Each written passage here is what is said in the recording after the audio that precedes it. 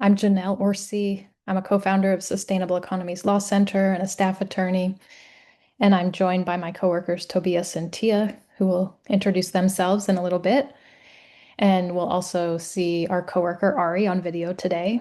So we're really glad you're with us. We're hoping that this can be a fun activity today. This is a new mandatory credit that the California State Bar is requiring lawyers to do every 3 years, is learn about civility in the legal profession. And we thought, well, if we have to do this, we might as well make it good, not just fun, but maybe we'll all go away feeling a little more love or kindness in the world today. That's our hope. And this is part 3 in a series that we've done. And so if people are needing credits for competence, we did a couple in that category, Lucky Charms part 1 and part 2. So you can see the links are here to get your CLE credits for those. And even if you don't need CLE credits, you might just want to watch them because they're pretty sweet. Even though I was presenting, I enjoyed listening to other people present. It was a very nice experience. So, and we will drop the slides in the chat a couple times. I already dropped them in once, but we'll make sure you have the link to these materials. So, well, we are here because, as it turns out, the legal profession suffers from what is called a scourge of incivility. I think we can probably all agree that there's a lot of incivility in the world right now, but there's something unique about the legal profession where people behave quite badly. And this was identified to be such a problem that a big task force was put together consisting of lawyers and judges who studied the trends of incivility and came up with recommendations, including that we take these trainings. But there is also recognition of just how toxic it can be, how much it disproportionately harms women and lawyers of color. So that's part of the background of where this training came from. And it got me thinking, yeah, what does make the legal profession so uncivil, I guess? Why do some lawyers behave in uncivil ways or unkind ways? And something I've been learning about recently is just that when we're not generous, when we're unkind to others, it actually activates the parts of our brain that are associated with feeling pain and feeling fear. And so when we hurt others, when we're uncivil to others, it actually hurts us. So isn't that interesting? Why would we do it? Why would lawyers behave in a way that is against their own well-being? And it can sometimes feel almost like some dark spell has been cast on the legal profession. And we've spoken about that in past webinars, about how there's so much mental illness and substance abuse in the profession. And where does that come from? What happens to us? And we use this framing of magic because it can feel like a dark spell, and also because we offer things that might feel like magical counter spells. So, Lucky Charms is the theme. And uh, you know, Lucky Charms is this cereal with all these cute little magical marshmallows in it. And our idea today is to give you lots of small bites, lots of sweet little marshmallows, each of which could bring you a little joy or bring you some insight or something you might carry with you as a learning. So basically, we're offering various counter spells that have worked for us in our lives to bring more kindness, less competition, less fear, less isolation. And we're sharing those with you. So it's a lot of personal storytelling. We're also going to do one interactive activity, a couple embodied activities or contemplations. So that the idea is to engage many different parts of ourselves as we're learning.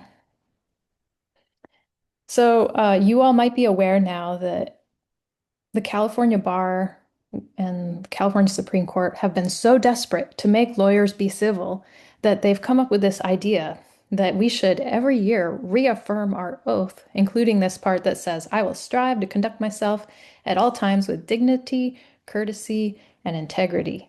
And I just reaffirm that. Basically, it's a checkbox on the bar's website that I checked and I clicked. And I'm not sure actually if I felt like a better person after doing that. But so I'm a little bit making fun of this as a ritual that's actually going to make a difference for lawyers.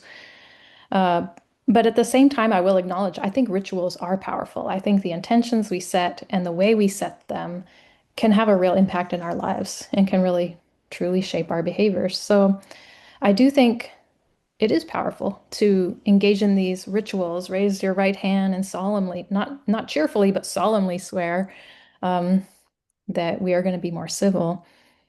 These things matter, but I also don't think they actually get to the root cause of what makes us uncivil. And so we're a little bit more interested in rituals that help us cut to the roots. And we've been thinking about incivility not as an individual behavioral problem, but as a systemic problem. The problem is the larger circumstances that make us feel unsafe. They make us feel powerless, make us feel like we're inferior, and then lead us to either denigrate others or seek power over others as a way to feel safe. And then it comes out with these symptoms, which are the uncivil behavior that shows up in lawyers' practices. But we actually feel like we need to talk more broadly about what makes us feel unsafe to begin with. Um, so that's part of what we're talking about. So we've tried to sum it up somewhat succinctly that we feel the root cause is this culture of hierarchy, this idea that some people are better than other people. It's the culture of domination, which then says some people should be able to control others, and then disposability, which is just that some people need to be thrown out. And so this is the culture we've all been steeped in and impacted by. Um, and our uncivil behavior is sort of a symptom of that. And so, what we're trying to get to today are remedies that really help us all embrace that we are all beautifully messy and we all belong here. We are all needed, and that we don't need to control each other to work out a peaceful way of being together. It's actually possible to cooperate without hierarchy. So, that's some background on the charms that we're going to share. And our very first charm is an interactive activity that could be helpful in just reminding us how we all got here, how we all got to the legal profession or to be lawyers, or in some cases, there's some non-lawyers in the room, how we came to do legal work. And I've asked this question in a couple rooms full of people before. What role did love play on your path into legal work? And sometimes when I ask this question, people are like, what? Love? Love had nothing to do with this. I was angry, I was outraged at the injustices of society, or some people are just honest that they just wanted to make more money to support their families. But then, as people think about it a little more, they go, oh, wait, actually, it was all about love. Of course, I was angry about injustice because I love and care about the people who are victims of injustice. Or, oh, it was about love. My desire to earn more money was about taking care of the people I love. And so I like watching people come alive when they sort of root out the loving origins of their path to the professions. So we just want to give people an opportunity in breakout rooms in pairs uh, to share about that. So yeah, Tia, you can go ahead and put people into breakout rooms.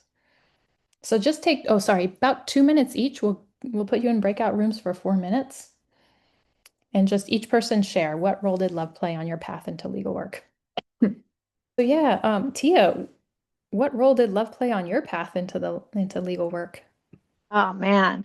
I yeah, I really love my family, and I knew that being an artist, which I thought I might want to be, basically a writer, um, was not lucrative enough. So I was like, I could just be a lawyer and make money so that my mom will be safe. And that was, I think, yeah, that's a common love path.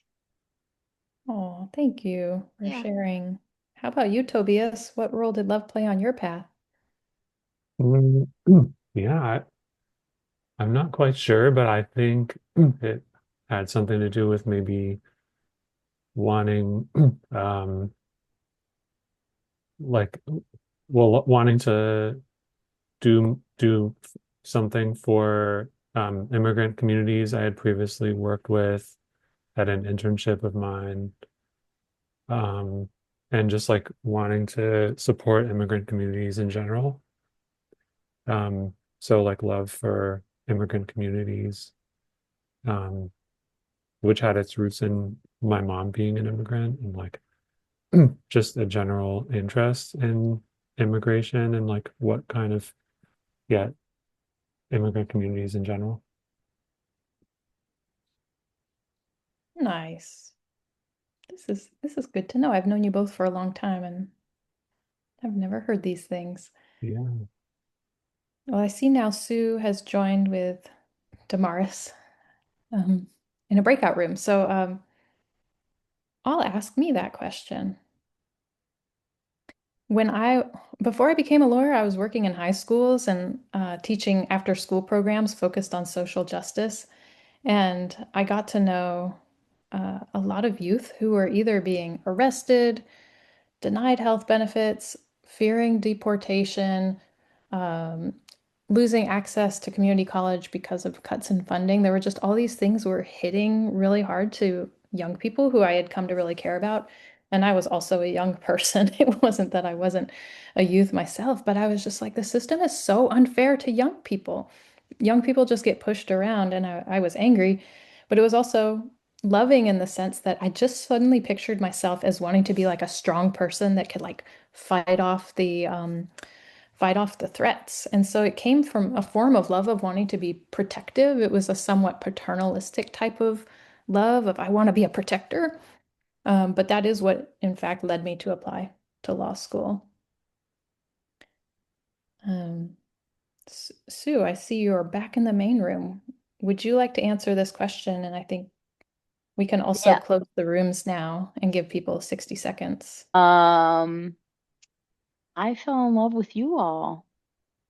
That brought me to Sell. I fell in love with the picture of a bunch of lawyers in silly hats and yeah, trying to run in our deeply democratic way that was so different than any other workplace. So, Oh, that's lovely. Thank you. Okay. Are people all back now? Yes. Yes. Okay, great. All right, so I will just continue sharing a couple personal stories that may or may not land for people, but I think storytelling is part of how we all learn. So I'm going to share a personal story. And I'll also share that when I first heard that we have to do this civility training, I felt like we were being punished. Like we are the nice lawyers, and the mean lawyers basically behaved badly, and now we're all being punished. But then I thought, I could actually do a little work to study the seeds of incivility that live within me, and and also that live in our society. And I think this is a nice opportunity. And I'm not always an angel. So I'll share about how I've really come to notice where the seeds of incivility live in my thoughts and how it emerges from living in a society where so many of us are told we don't belong or that we're not good enough, that we could be pushed out. And so, one place where I felt this a lot is when I went to a Zen monastery for the first time, and I went on a 6-day meditation retreat. It was all a silent retreat, and yet I was having many conversations in my head. And a Zen monastery, well, let me just say, I felt like I didn't belong because there's a lot of rules and procedures. A lot of things are choreographed, and you're expected to do it perfectly. And I just had this constant feeling like I was doing things wrong. I was setting my spoon in the wrong place. I was passing the bowl in the wrong way. And people around me would sometimes signal to me that I was doing things the wrong way, even though it was silent. And I formed the conclusion that they were annoyed with me and that they didn't want me there. And so once I sort of developed this feeling of they don't want me here, my thoughts started sounding like this. Well, I'm not stupid. You're stupid. You're stupid for having all these stupid rules. And I also, every now and then, when I would notice another person breaking the rules, or let's say they drop their spoon and it makes a really loud noise, in my head, I thought, now you don't belong. So basically, what I was watching in myself is this basically falling into the trap that of believing some people do and don't belong, sometimes feeling like I didn't belong, sometimes trying to conclude that other people didn't. But I realized this is what our thoughts sound like in a society where this is our culture. And I have since come to calm down and feel, in fact, like I do belong at this particular monastery that I've been to a few times. But it was actually really great to see that in myself, that the seeds of incivility are just right there. Anytime I wish for somebody else to go away or for them to not belong, that's kind of where it begins. So one more story about that, or a couple more stories. On a later retreat, I was seated next to a person who kept making a lot of noises and fidgets, almost like he was trying to call attention to himself. And then when we would do walking meditation, where normally people walk behind each other, he kept walking beside me. He did that twice. And I was just like, why is he walking beside me? And I formed a very powerful wish that he would just go away. And during this time that I was trying to pay attention to my breath, instead I was having these thoughts of like, I wish he would go away. Like, who is this weird guy? And on this went until and I realized when I noticed myself doing that, I was like, we do spend a lot of our time mentally sorting the world into people we want to be around and people we don't want to be around. People who feel safe to us, people feel unsafe, or who feel worthy of our time or not worthy of our time. And I realized I actually take up a lot of mental space finding my way through the world, sorting my way through the world, favoring some people over others. And when I finally started letting go of those thoughts and quieting and paying attention to my breath, on the last day of the retreat, when we come out of silence and sit down and have a lunch together, as it so happened, he sat down next to me. But because my thoughts had finally quieted down at that point, my first thought when he sat next to me was, I have so much to learn from this person. I was as happy for him to sit next to me as I would have been to sit next to anybody, because at that point I realized it hurts me to be having these thoughts that are constantly sorting the world into better than or less than. And what was so vivid about that moment was I felt this equality of this sense that we all belong here. And it was vivid to me in part because I've spent so much of my life talking about equality, equal rights, equal pay, equality for all. But I'm not actually sure I ever really genuinely felt that humans are equal or that we really do all belong here. And that was just such a vivid moment to feel like that. And I have since then been asking myself, how could I feel like this all the time? I would like to feel like this all the time. So, this is one more charm I want to share, which has helped me ever since then visualize and convince myself that I belong, everyone belongs, and we're all needed, which is this earth elephant. So, I like to visualize that the earth is one large organism. And I drew it as an elephant because visually it helps it sink in for me. Like, the Earth is one organism in the sense that everything we do affects everything else. If we cut down the forests in Borneo, it affects the weather in California. And a lot of scientists have come to think of the Earth as a large organism, which brings up the question of, well, then what am I? I could be viewed as a cell on this organism or a nutrient that feeds this organism. And every single one of us is different. We're playing a different role in feeding or nourishing this larger organism. And so we're all needed to support its totality of aliveness. But what we have now instead um, of, of feeling like we're all needed is basically an inflammatory condition of this larger organism where one part of the organism attacks other parts of the organism. It's like a human autoimmune condition where one part of our body attacks another part, and we end up with inflammation. And so we have highly inflamed borders in the US to say, oh, some people belong and some people don't. And really, it's spread throughout our culture. Everywhere we go, we have people attacking each other basically and saying, you do belong or you don't. And so when I come to see it as a large organism, it really lets go of my desire to really ever attack anyone. So I just offer this as something you might sometimes call to mind. Maybe sometimes picture yourself as a nutrient running through the digestive system of a large organism and picture all the other nutrients, the other people who are there with you, and just be like, yeah, yeah, we are feeding this earth. And that's a beautiful thing. So those are my charms so far. And now I'm going to pass it over to my coworker, Tobias. Thanks, Janelle. So here's a charm to break the spell of hierarchy. And as Janelle was mentioning, we view incivility as arising from systems, so from the conditions of our society. And here we want to address one of those conditions, which is hierarchy. And as you also mentioned, Janelle, hierarchy basically is the belief that certain people are more worthy than others of respect and agency. So, in our view, hierarchy, because it's like an enactment of this belief, it invites bias-driven incivility by categorizing people as being either more or less worthy than others.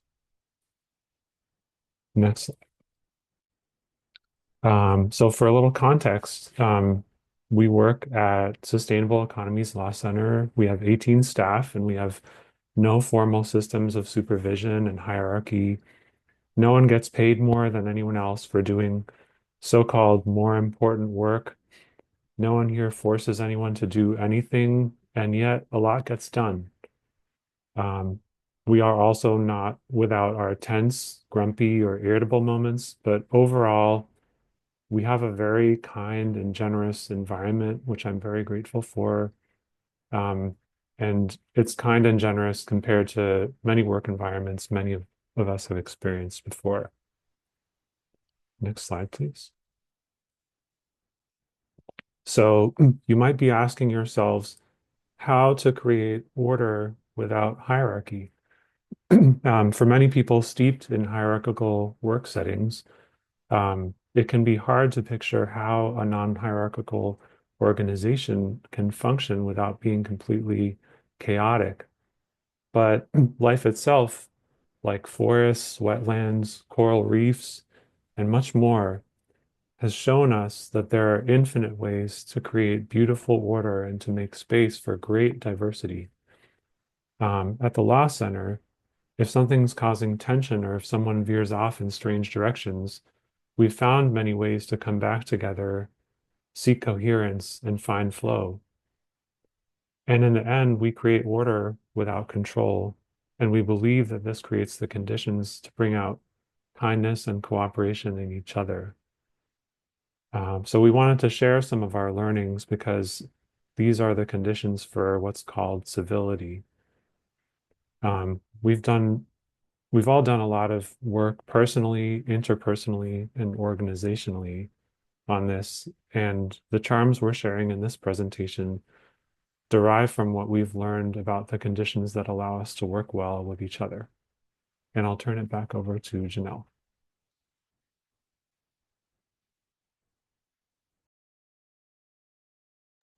I was on mute. We just thought now we would give everybody a little bit of a nice mental break and to learn a little bit from birds, which show how we can coordinate and make room for everyone to belong.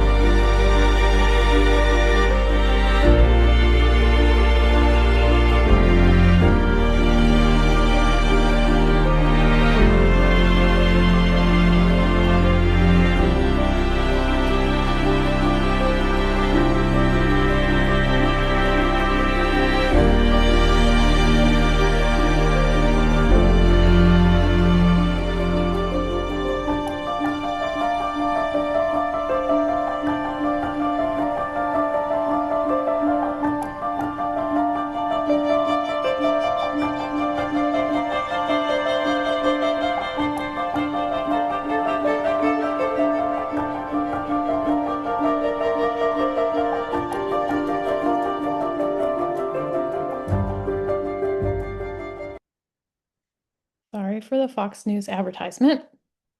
Um, if folks are willing for just 2 minutes to come off camera, if you're able, I wanted to show us how we can be a murmuration. If folks just wanted to try to sync up with the motion that I'm making right now.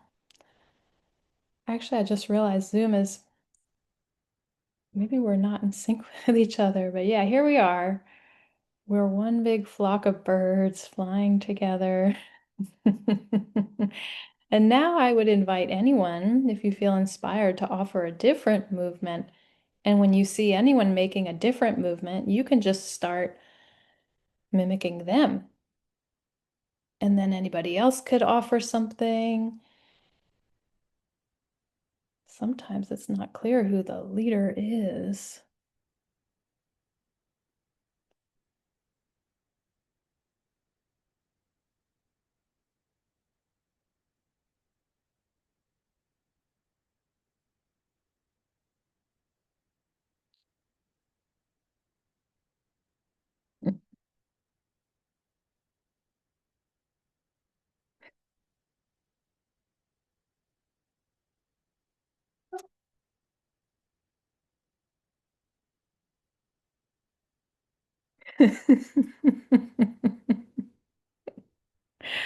That was beautiful. Thank you all for doing that. I always wondered if it would work on Zoom, but I think humans are capable of anything. That went way better than I thought it would. Thank you. That was actually really fun. Okay, I'm going to share my screen now. We got, I'm Tia, and I am the Director of Legal Education at the Law Center, and I have been really enjoying presenting these lucky charms. And today, my charm, one of my offerings, is a charm to resist authority, because it's likely that you won't be able to break the spell of hierarchy at your workplace if you're a lawyer, because most law firms are hierarchical. And if you are in a hierarchical place with a boss who has a civility problem, then they will probably try to influence you to have a civility problem. So this charm is to resist authority. First, let's talk about social experiments like Milgram's obedience study. You may have learned about this in Psych 101 or maybe even in high school, but what happened was the Milgram experiments were conducted in Yale in the 60s and 70s, and hundreds of volunteers took part in what they were told was a study about learning and memory. So the volunteers were told that they were going to inflict pain on a learner to see if punishment and learning go hand in hand. So they were asked to inflict sometimes even apparently lethal electric shocks on someone who they thought was an actual participant, but that person was just an actor, a paid employee of Milgram. And around 65% of people continued on with the experiment, despite hearing increasingly agonizing cries from the victim. And they went all the way up to the lethal shock because they would increase the voltage. This study and others like it are typically used to highlight a tendency to obey authority even when it hurts people. But what we're not taught is many of the participants in the Milgram experiment really tried to stand up to authority. In recent years, researchers have been looking into Yale's archives to scrutinize the experiments, and the tapes highlight the ways in which most participants responded. They questioned and challenged the experimenter. They tried to find clever and inventive ways of getting out of the situation, and some of them argued with the experimenter. One replication of the Milgram study showed that when given the opportunity to, just shock people, most people did not. It follows that most people do not want to shock people. They don't want to hurt random strangers. And yet, more often than not, when they were told to shock people, they continued on with the experiment. Now, the question is why? Many authors throughout the years have offered many suggestions. Some think it's just the structure of the experiment made people obey. Some think it's a cultural factor about people's attitudes towards institutions, and others would blame just the individuals that they believed in authoritarianism or they lacked rhetorical skills to fight back.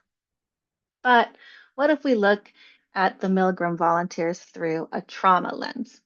It's been reported that many of these volunteers experienced PTSD symptoms after the experiment. And I imagine that hearing the first cry for help from the actor would have triggered a trauma response in me and in most volunteers because it's really traumatizing to hear somebody crying because you hurt them so bad when you didn't mean to. And then you're faced with a choice of what to do next.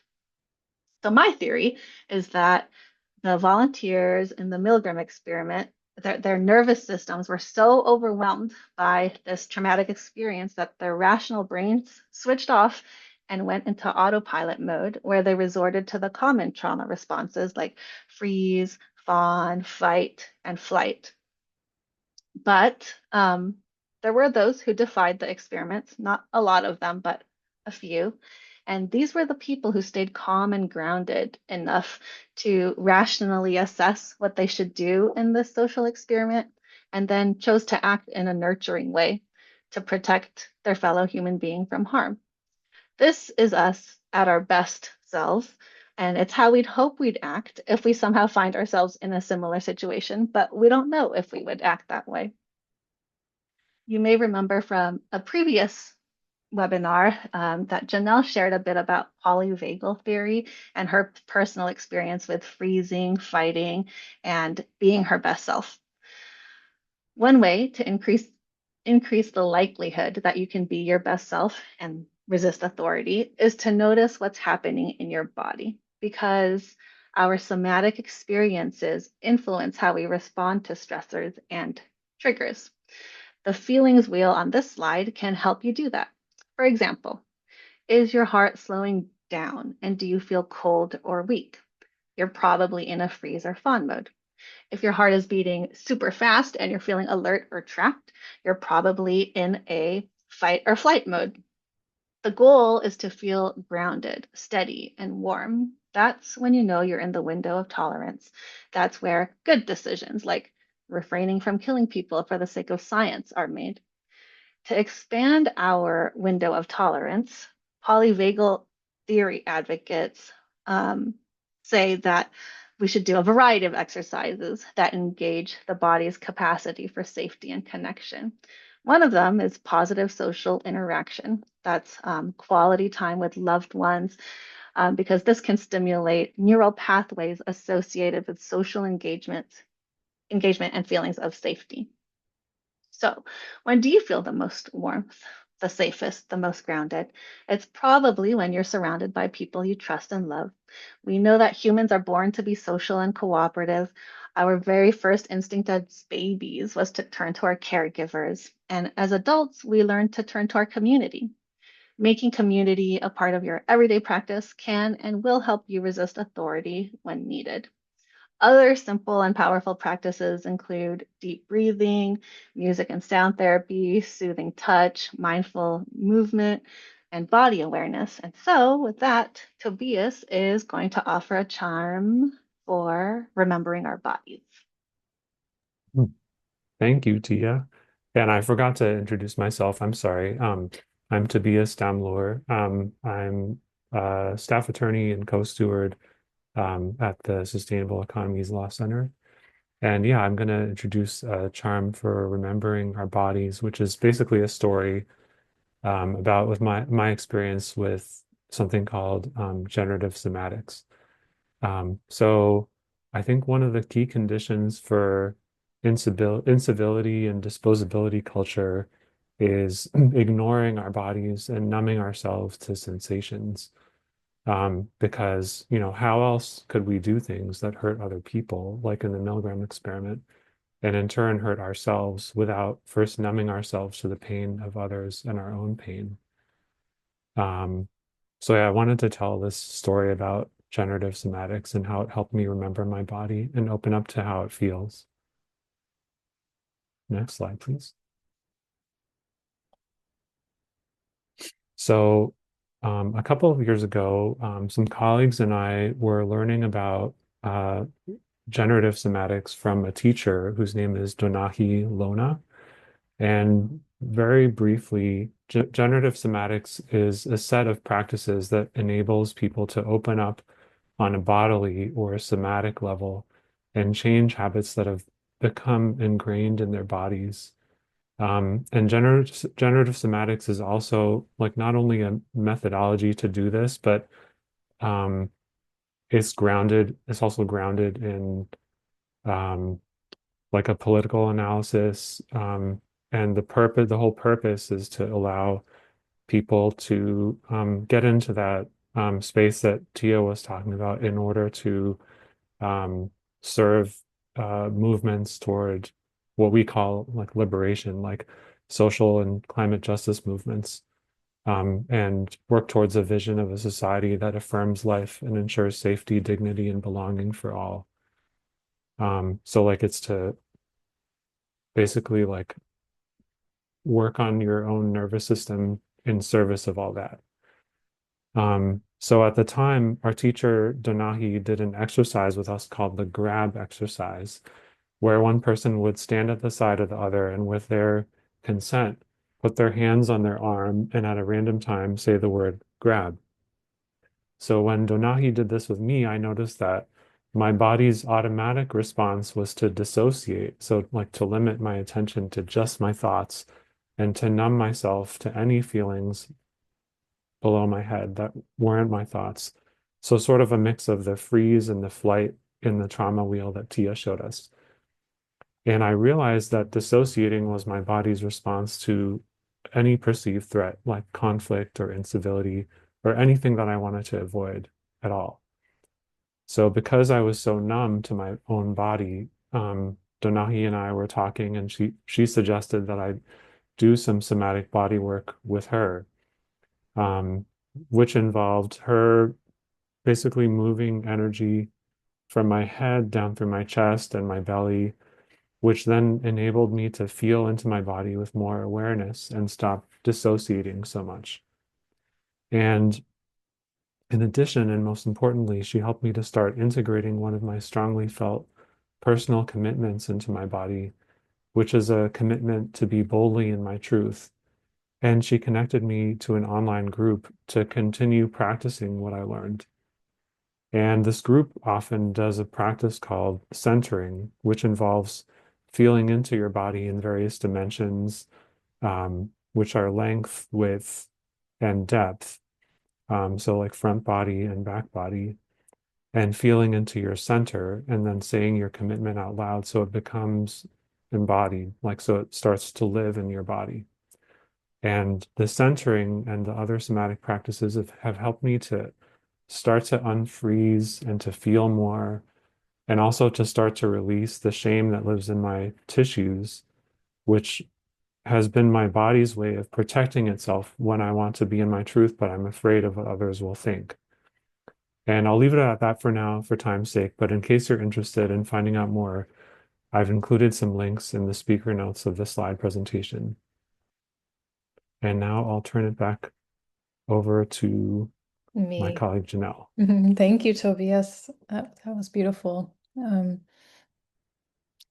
So I'll just share another charm that has been helpful for me in remembering that even when I'm the worst or when someone else is kind of the worst, that we're all very loving at the core. So next slide is a cartoon I drew for myself called The Love Onion. The punchline is a little bit cut off there at the bottom, but um, basically, I guess I would encourage anyone to maybe think of the love onion anytime you feel like you've acted out or somebody else has acted out or behaved badly, to kind of peel back a layer of that and wonder, well, what caused them to act like that? Well, maybe they were angry, for example. And then ask, peel back another layer. What made them angry? Well, maybe they felt threatened.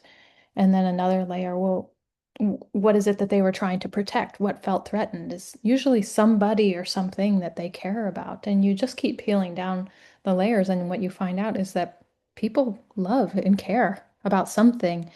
And somewhere, along the way, it leads them to act out. And so the love onion is just a reminder for me to think of that with everyone. Next slide. Even when people are behaving in a way that's unkind toward me or aggressive toward me, I almost try to visualize that there's a light emanating from their chest, or that's trying to emanate, but it's gotten kind of blocked and clouded over, which is that they're coming from love. They're just not remembering that at the moment, or there's something blocking it. Um, Next slide. This is a quote that Tia actually shared when we were putting this presentation together from a fellow volunteer at the Community Democracy Project.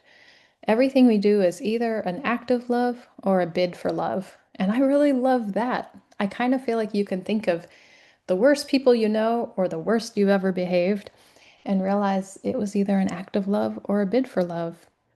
Yeah. So that's really beautiful. I wanted to share that as a preface to what our coworker Ari is about to share. And Ari's presenting at a law school today, so couldn't be here live. But Tia, you can go ahead and start the video, which is fairly self-explanatory. This is Ari Pomerantz. In the previous charm, we explored the idea that human behavior, even harmful behavior, is often animated by love. That beneath anger or harshness, there's usually an attempt to protect something cherished. Protection can lead to conflict when what we are guarding comes into tension with what someone else is trying to protect. This can very easily lead to incivility. When what we care about feels threatened, we can become sharp, defensive, or withdrawn, and the person we are in conflict with may do the same. In the legal profession, we're trained to treat conflict very adversarially, to fiercely defend why we are right and the other person is wrong. And in workplace settings, conflict is treated as a problem to manage or reduce. We're taught to see it as a breakdown or a failure, not something that's animated by love. But what if we shifted our framing about conflict away from who's right and who's wrong, and away from it being something to avoid? What if instead we examined the underlying expression of care behind each person in conflict? If we can pause long enough to ask, what am I protecting? What might they be protecting? We can create space between intensity and reactivity and lean into our compassion for others. The next charm invites you to explore this idea in a more visual way, by imagining conflict not as opposition, but as two people standing guard over something they both cherish. Take a moment to settle in your chair. Soften your gaze, or close your eyes. Notice your breath. Notice your shoulders. Let your jaw unclench slightly. Place one hand over your chest and feel your heartbeat. Recall a recent conflict with someone else. Maybe it was a conflict over how to handle a client issue or an interpersonal one. Observe the conflict without judgment. Notice what it stirred in you, what felt important, what you were trying to protect, what you cared about. Maybe it was your sense of justice or integrity or fairness. Now visualize that care coming out of you as a glowing energy surrounding you, radiating outward from your chest. Picture the other person in the conflict. Ask yourself, what were they protecting? What were they holding close? Maybe it was their sense of safety, of belonging. Imagine the glow of their care radiating around them from their heart. Maybe it's a different color or shape from yours. Now create an imaginary scene for the conflict. Picture a shared space, maybe a clearing in the woods, porch, a circle of light. In the center rests the thing you are in conflict over. See both of you standing in this space as guardians, not as aggressors, but as protectors.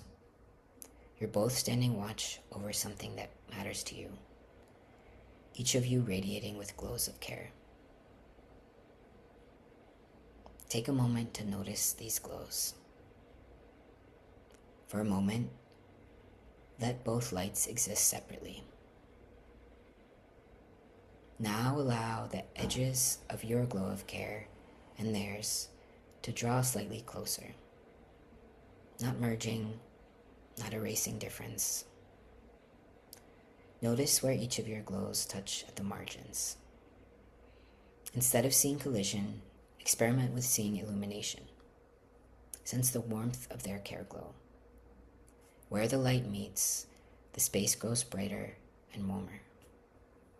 Notice the possibility of curiosity and connection forming in that shared space. Focus on the warm light of your touching glows.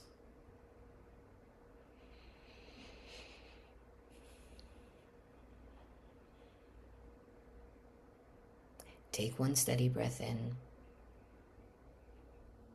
and one slow breath out.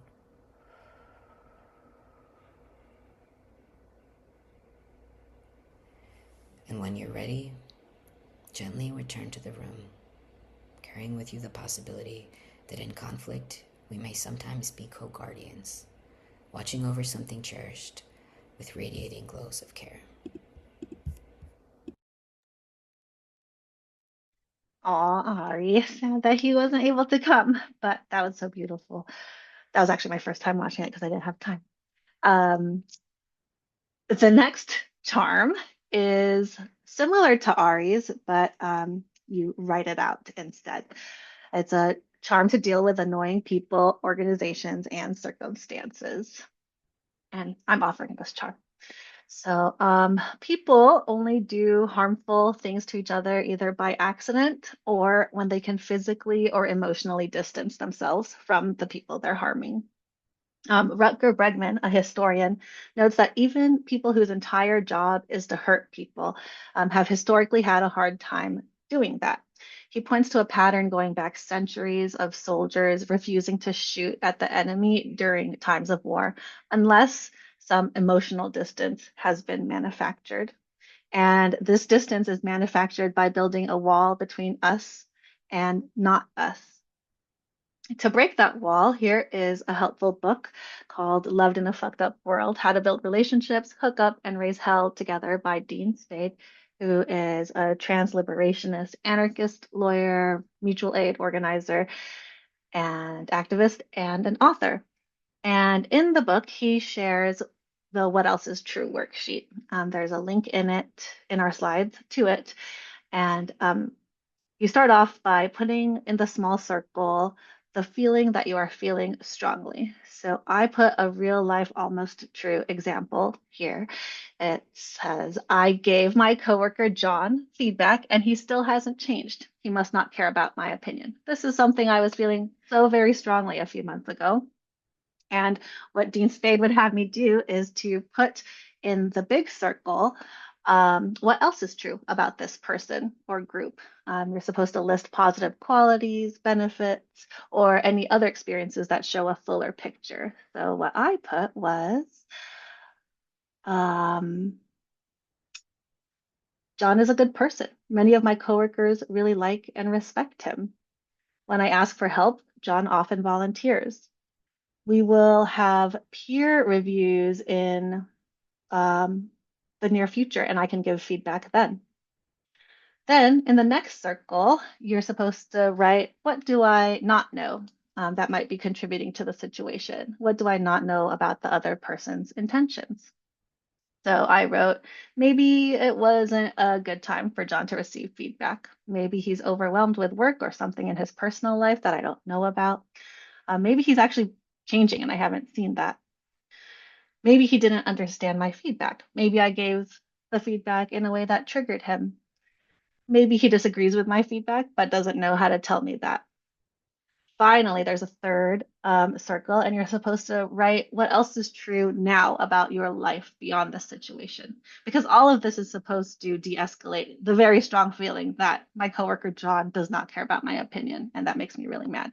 So now we're going to talk about other things that have nothing to do with John. For example, I feel seen by my coworkers, Aaron and Hansel.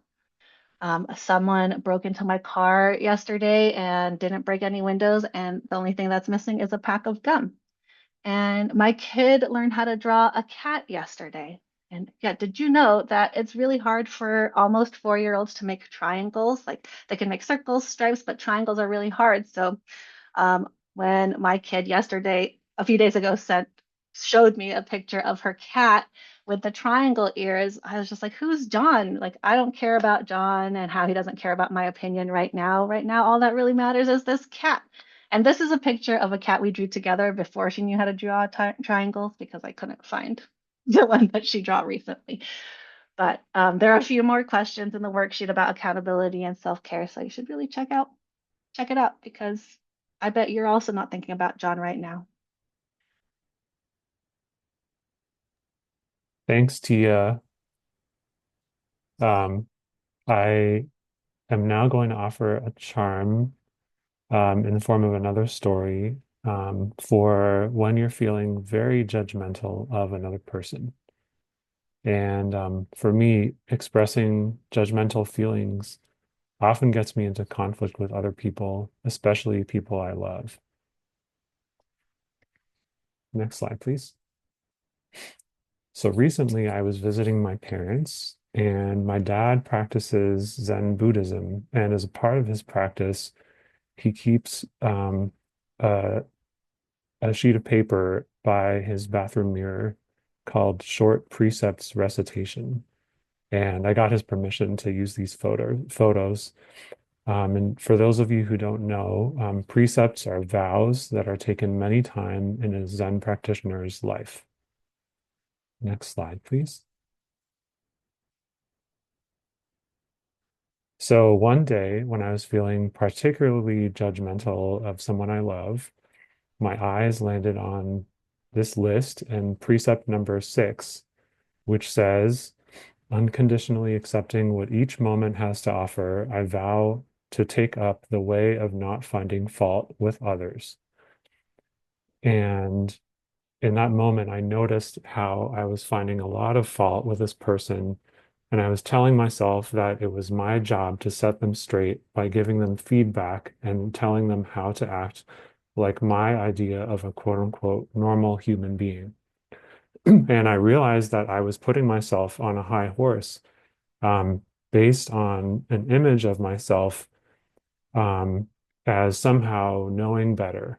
And in a way, this is what my lawyer training drummed into me, which is this image of myself as a quote unquote expert.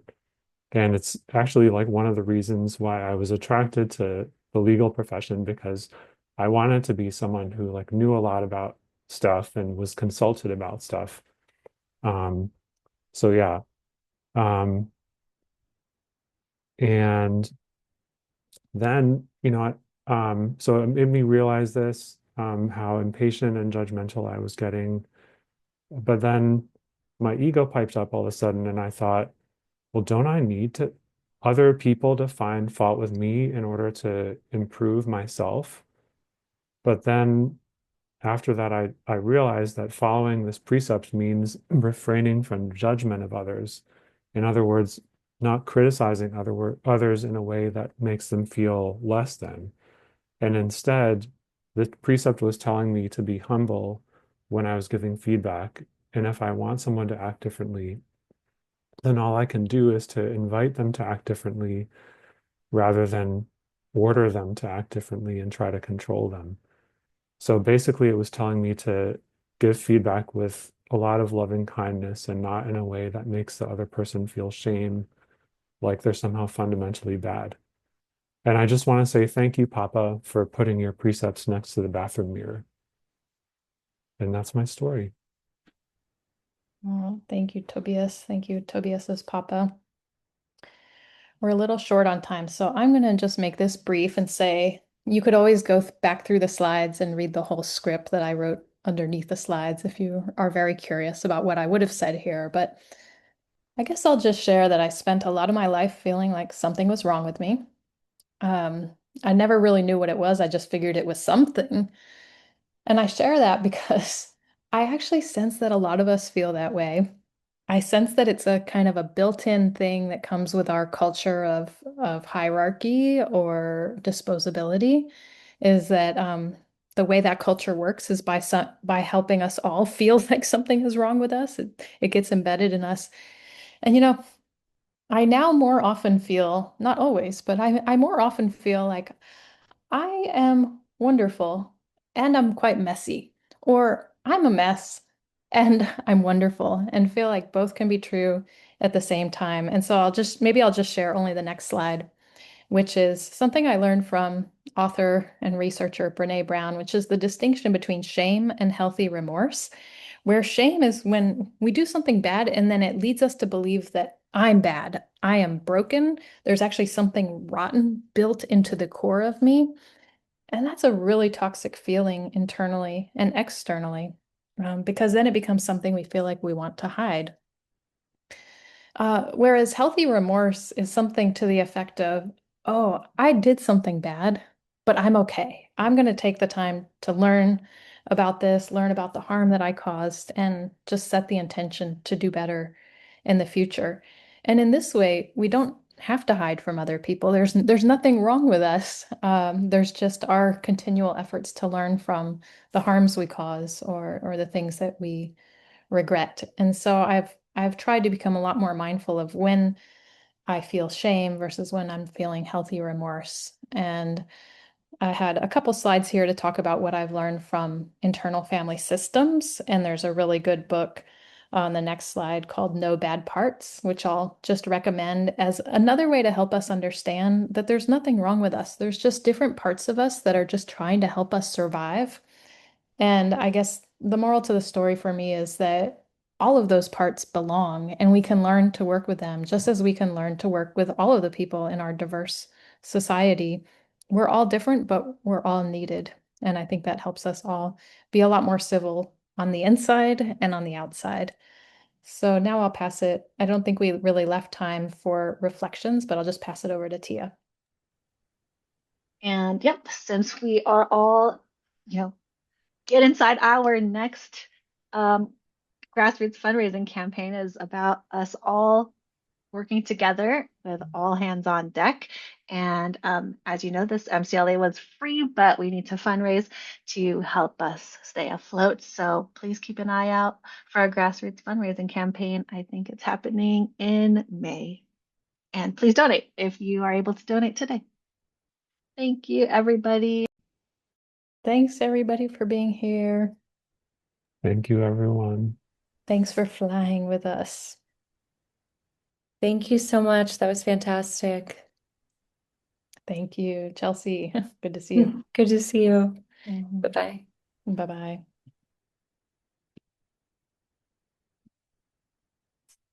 Oops. Oh, I wasn't, do you send